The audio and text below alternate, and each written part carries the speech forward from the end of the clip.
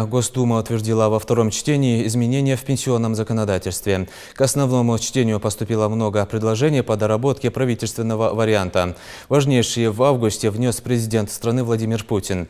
Было широкое общественное обсуждение. Кроме изменений срока выхода на заслуженный отдых, главная цель – повышение пенсий. Например, к 2024 году в среднем они возрастут до 20 тысяч рублей в месяц. В результате к правительственному проекту закона поступило более 300 поправок. Завтра запланировано третье окончательное чтение. Репортаж Зелимхана Калоева.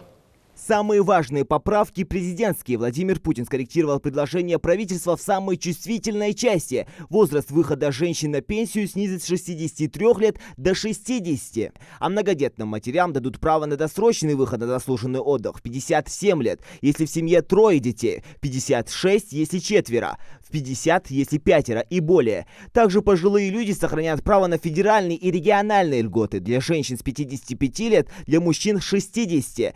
Как и сейчас. То есть право на льготы даст возможность, а не статус пенсионера. Другие важные поправки: стаж, дающий право на досрочный выход на пенсию, сократят для женщин до 37 лет, для мужчин до 42. Возраст выхода на пенсию представителей коренных народов Севера не изменится. Сохранятся льготы и для работников вредных производств. А для пенсионеров с 30-летним стажем в сельском хозяйстве с нового года введут надбавку к пенсии в 25%.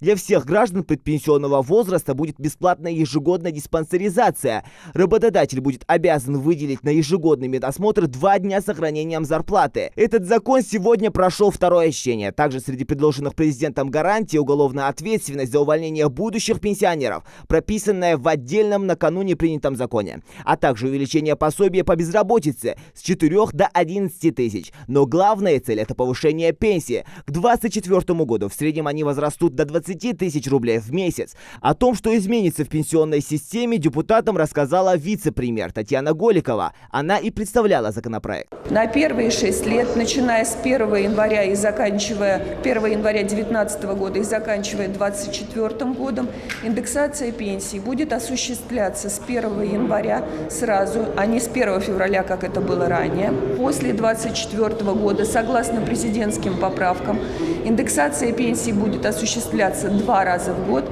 Она будет выше инфляции. И этот механизм также закладывается теми поправками, которые внес президент Российской Федерации. Я хочу добавить, что на самом деле президентские поправки были поддержаны представителями всех политических фракций, находящихся в Государственной Думе.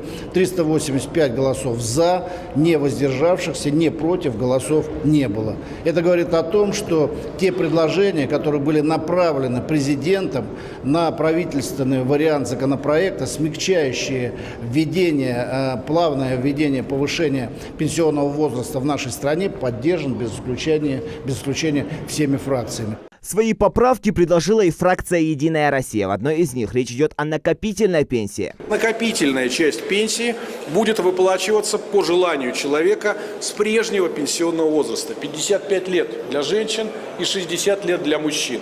При этом те, кто накопил недостаточно, накопил мало, могут воспользоваться правом на разовую выплату всех накопленных денег.